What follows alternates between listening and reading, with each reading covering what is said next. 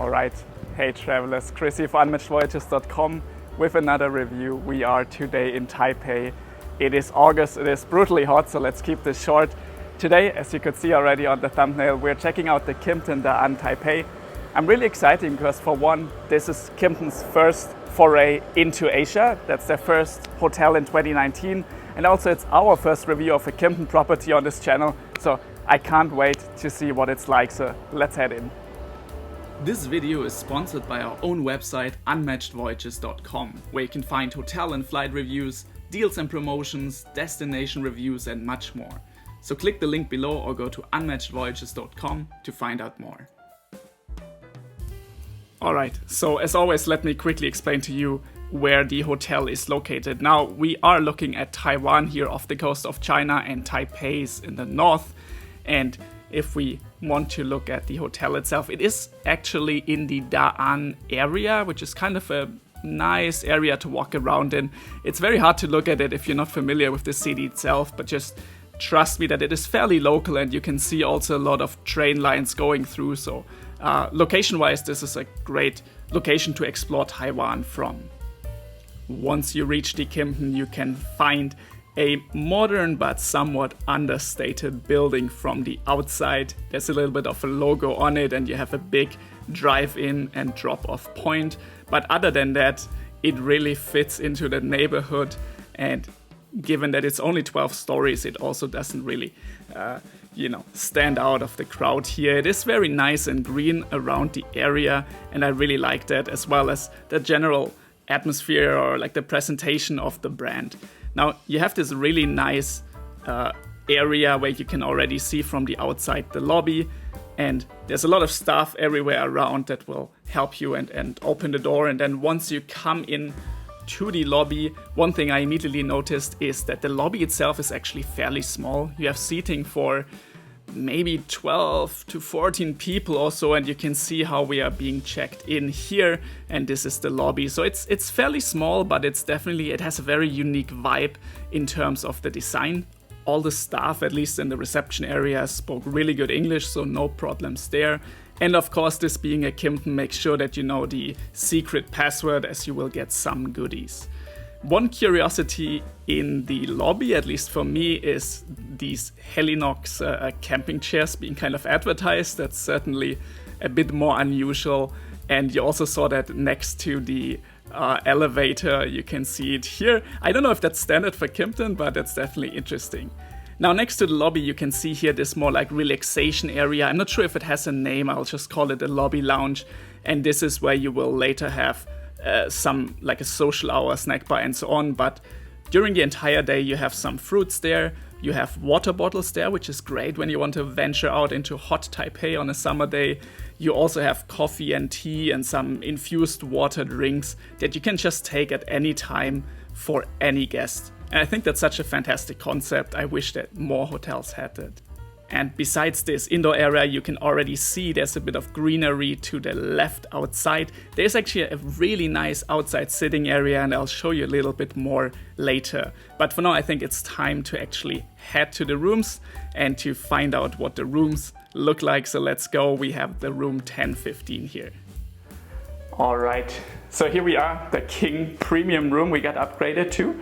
And first up, the first thing you notice once you come in is we're actually standing in the bathroom. Now that's a bit odd, I have to say, but I don't mind it much. You have a little bit of a bench here to put your shoes on. You can put your suitcase here. There's not a lot of storage in this room. And then let's, I guess, talk first about the bathroom, since we're standing in already. You get quite a massive shower. You can see it here. It's a nice rain shower. But also this sliding door kind of shares the door function with the toilet. So I guess you can't really use the toilet while someone's using the shower. That's a bit odd, but I think it's fine. And then you have this pretty small sink area with a mirror. There's a bit of a window here, but don't mind the view. I think in terms of amenities, it's quite small. The hotel explained to us that in Taiwan there's a new law where you're not they're not allowed to just hand out one-time use things, so you have to ask for them. So we actually asked for some cotton pads and stuff. So you can still get it, it's just that you have to ask for it. And then in terms of brand, this is called Atelier Bloom. I'm not super familiar with it, so we have to see how that one is.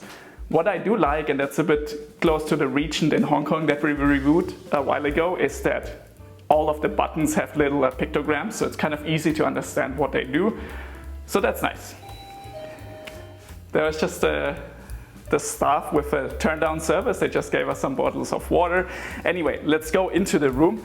First thing I have to say is it's fairly spacious. The whole hotel room is 37 square meters, and I have to say I really, really like the colors in here.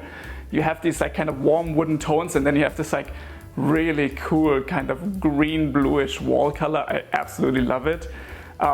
You have this massive bed here in the middle, and it's really quite nice. And then you also have a massive space of nothingness here. That's a bit odd. It seems like they were not sure how to fill this space. But anyways, you have your seating area here, and let me blend in a clip of what the view looks like from the window. But it's not the most exciting view for us here. TV you have, of course. And then also if we look over here, you have your mini bar, Nespresso machine, kettle area. The mini bar is not included here, so you'll have to pay for that. And then coffee machine is an espresso machine, so that's always nice. And then you have a little bit of storage for your clothing, but it's not covered, so you just put your stuff on the coat hangers here. Overall, I really like the design. Still not quite sure about the usage of the space, but other than that, it's really cool. You get water, of course, and then also next to the bed, you have all these pictogram little things to control the lights and everything.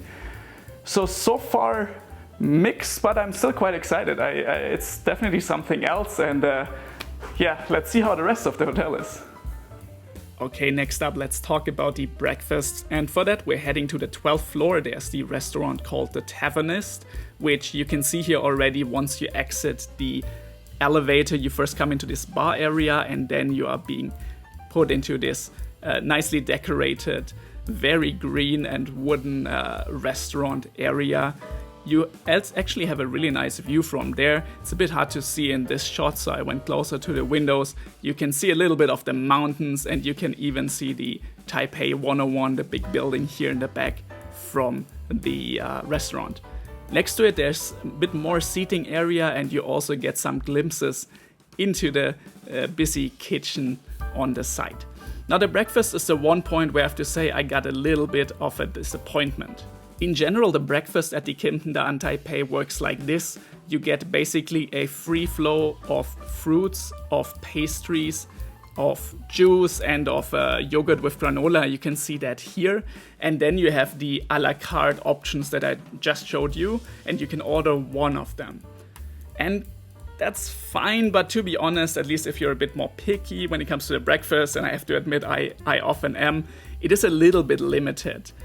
The dishes on the menu are mostly savory dishes, a little bit of local, a little bit of more international Western dishes, but there's very little in the terms of sweet section, which was a bit unfortunate for me, but at least I have to say that the overall quality of the breakfast was good.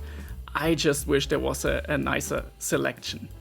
One thing I want to mention, and we didn't try out the Tavernist as a restaurant itself, it does look quite nice, and you can see here that they actually have an outdoor terrace, which should be quite interesting in the evening, especially when it's cooling down a little bit.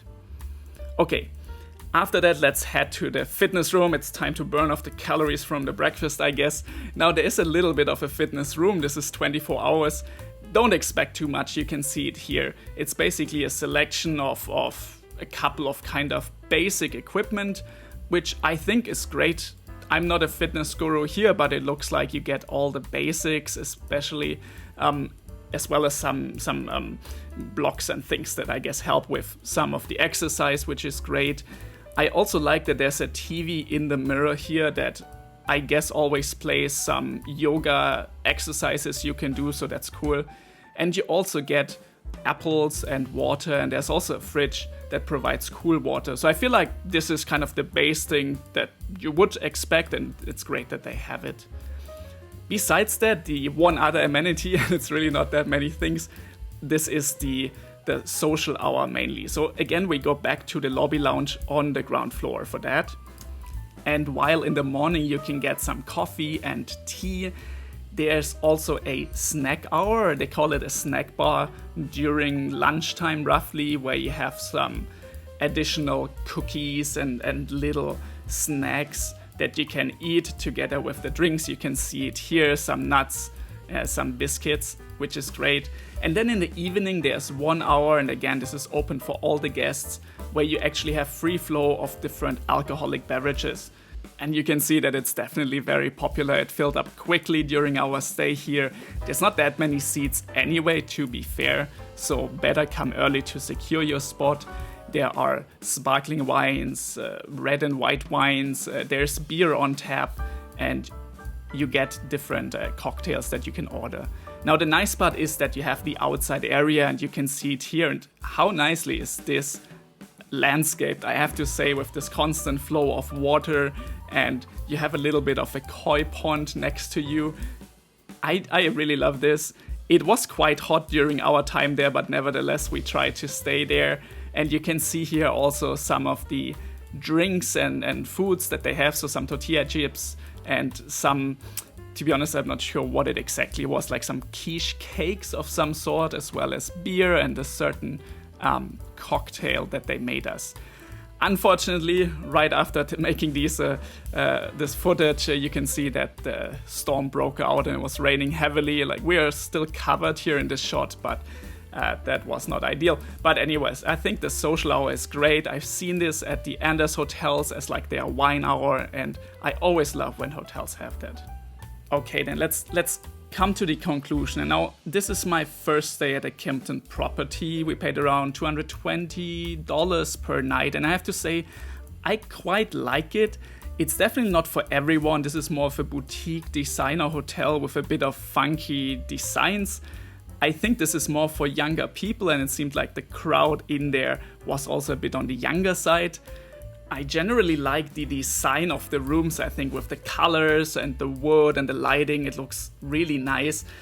But one thing I have to say about some of the materials is, first, the tiles in the bathroom you can see here, they really easily discolor. Now I don't think it's dirty, but to be honest, it looks really dirty. You can see it here everywhere.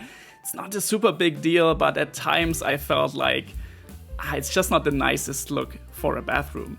Now, the shower door / toilet door is a little bit odd. We already talked about that, but one thing that also happens is after you shower, the inside of the door is wet. And that means that when you close it on the toilet side, this brings this wetness to the toilet area and makes the floor wet there. So that's not ideal.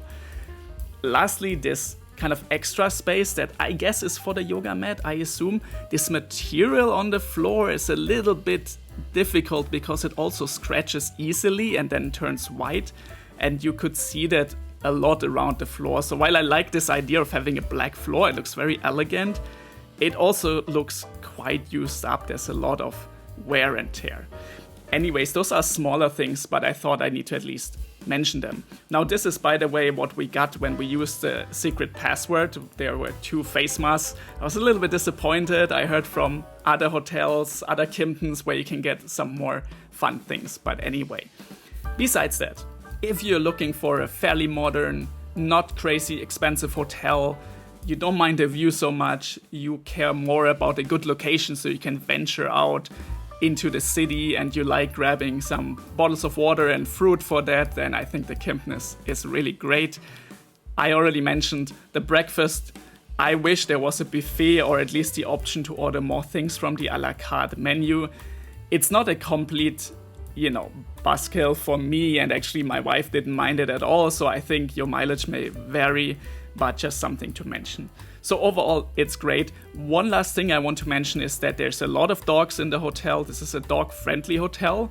I'm sure that's just certain rooms, but if you're allergic to dogs, make sure you clarify this with the hotel first.